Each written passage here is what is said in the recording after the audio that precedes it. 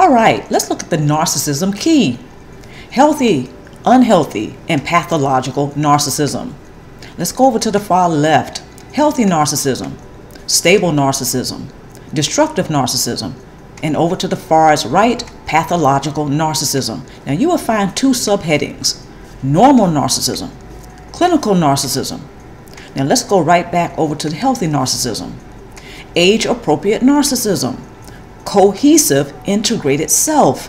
Now these are your adaptive, flexible traits of narcissism.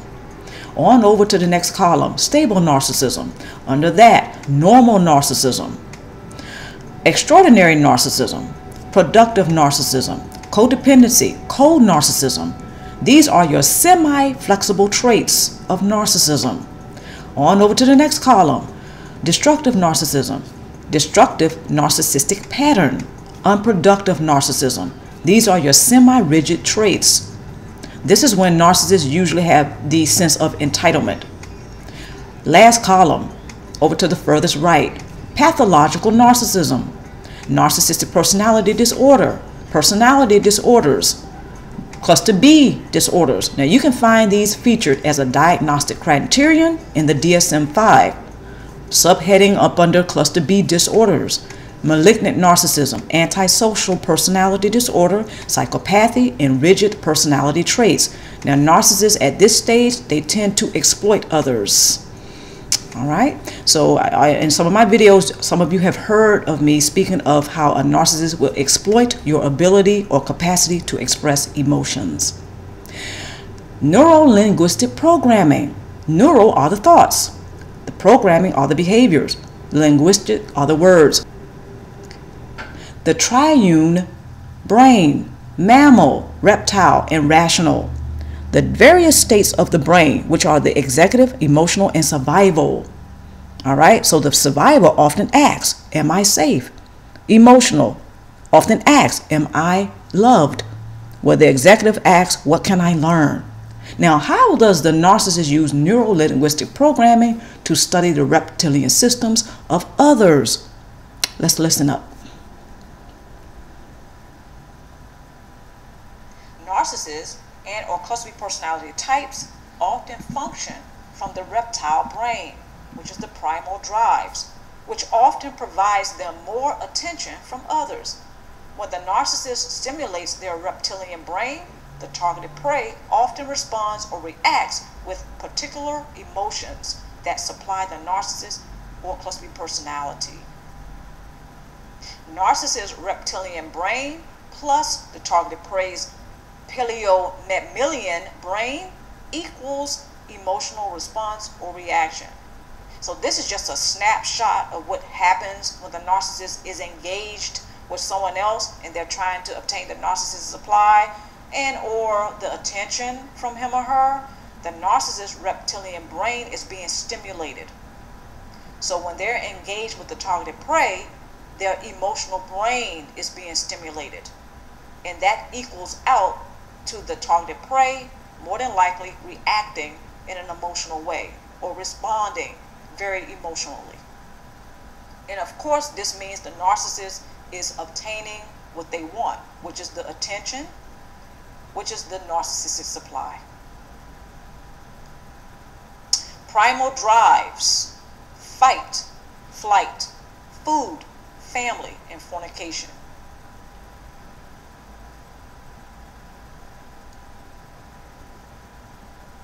The paleo-mammalian brain, which is the emotional brain, is another layer wrapped around the reptilian brain. By using neuro-linguistic programming as a diabolical tactic to obtain narcissistic supply, the narcissist is able to spellbound others by repeatedly using suggestive words, key phrases, along with a particular tone of voice, while studying perhaps the reptilian systems of others in order to mimic him or her.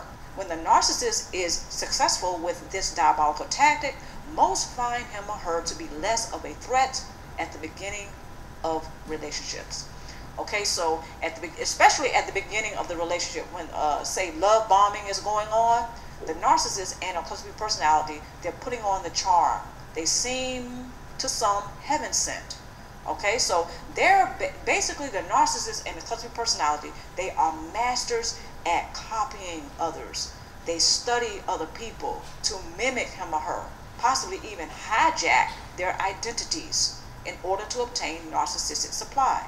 So when they use neuro-linguistic programming, it's very diabolical, because what they're doing is they're copying.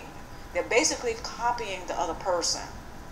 So this means that the narcissist and the cluster personality, they become masters at imitating and copying other people, not just by gestures, but the tone of their voice, the way they may speak, certain key words, certain words, okay, that they use. They're going to come off less threatening to those individuals. It's almost like they're copying and downloading another you. It's like you have an evil twin running around in the narcissist and cluster personality. It's very diabolical. Let's move forward. The gaslight technique, combined with the use of neuro-linguistic programming, is the narcissist's trump card, which often ensures that particular emotions will be experienced by the targeted prey. The targeted prey is in a suggestive state, while certain pre-programmed triggers are experienced.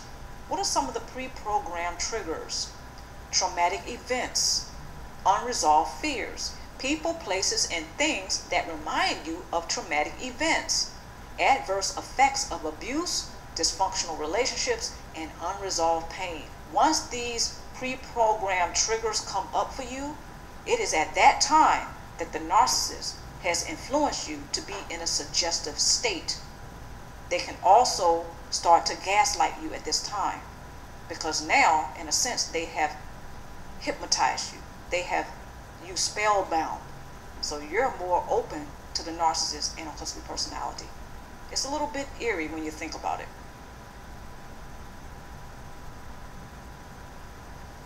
Tool number 1.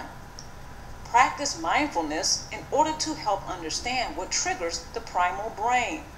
Nonverbal communication occurs between you and the narcissist in your life more often than you might realize. The primal brain is sensitive to body language rather than verbal language. Narcissists and cluster personality, they tend to operate or function more from their reptilian brain. So they're absolutely more sensitive to your body language more than what you may actually say. It is not a gender thing. It's not a gender thing because this can be a narcissist who's female. She's more sensitive, or she can pick up your body language more than what you're actually saying, whether you're a male or female. If this is a female narcissist, she's a little bit more sensitive to things like that because she functions from the reptilian brain more so than her emotional brain. Same thing when it comes to a male narcissist. He functions more from his primal brain. So he's more sensitive to the body language rather than the verbal language. And then when you factor in that their predatory natures are usually at work, then this is really why sometimes they have a sixth sense of what you're about to do and or say. It's almost like they're psychic. Discontinue to waste any time, finances, and or energy on attempting to change the narcissist and or cluster personality. Your life has purpose. Do not waste it on supplying narcissists or cluster personality types in your personal life. So spend less time with these types of individuals. You're probably going to notice some changes in your own life once you do so. If you have a support base, this is really going to be a game changer because now you have the contrast. The contrast is that you have on one side the narcissist and the cluster personality who is just being toxic, right? And on the other side, you're able to focus on people who are not like the narcissist, people who don't have a personality disorder, such as the cluster B personality. They're not narcissistic, right? They're probably healthier. They're probably more interested in having positive relationships with you. So there's your contrast.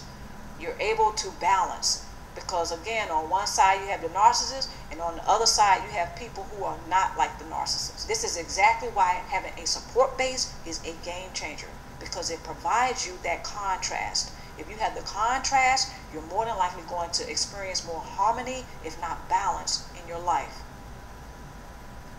Next tool. Take time out to spend with yourself by creating a personal sanctuary or place of refuge in order to obtain peace of mind. The chaos, conflict, toxicity, and drama of dysfunctional relationships with narcissists and personality types can be emotionally stressful. Choosing to use your support base to express what you have experienced can be a real game changer. I want to wish all of my stars, especially, the very best success with working your support base. Because a narcissist and cluster personality, they don't want you to spend any time with yourself, because this gives you the opportunity to place things into a clearer perspective. Because now you're probably going to be critically thinking about what's going on. The narcissist doesn't want that to happen, because once they lose control, they lose supply.